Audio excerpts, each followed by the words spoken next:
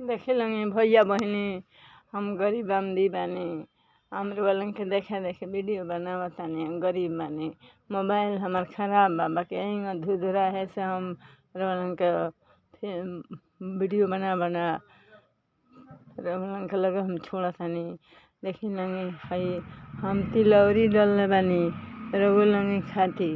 आई लंगे भैया बहनी रउआ लंगे खाएम हमहू खाएम मिलजुल के खाइल जाई देखी लंगे हई का किस्म के डलले बानी रउआ लंगे खाएम हमहू खाएम आई लंगे रउआ लंगे हमरा सकेला हम थोड़ा खाएम हम रउआ लंगे खाते बनवले बानी आई लंगे मिलजुल के बैठ के खाइल जाई। लाइक करम लंगे आ सब्सक्राइब करम लंगे जे हम लोग के वीडियो में पास करम लंगे तो हमरा मोबाइल की नाम तो लंगे से हम लोग के एथी से नाम लेते रहे आशीर्वाद से आ देखी लंगे है हम बनवले बानी है तिलौरी देखी लंगे ये मिलेला खुद चीनी वैसे तनी डाल के अपन मन एथी कर देनी देखी लंगे है डलले बानी देखी लंगे तिलौरी बनवले बानी आई लंगे रउआ लंगे खाएम लंगे हमहू खाएम मिलजुल के भैया बहनी आइल जाई खाइल जाई हमनी के संगे संगे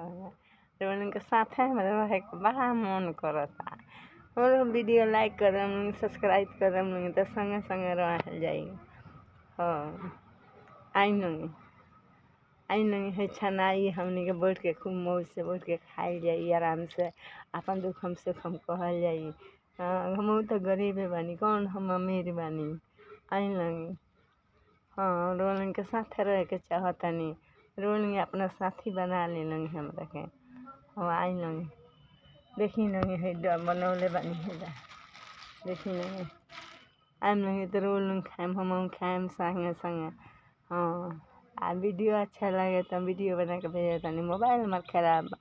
लाइक के सब्सक्राइब कर देम लंगे तो एगो मोबाइल हम लोगन के आशीर्वाद से ले लेम तो हम नीमन वीडियो बनाएम ऐसे नहीं खे अच्छा लौकते वीडियो मोबाइल से फोटो साफा नहीं खे लौकत देखी लंगे आई लंगे।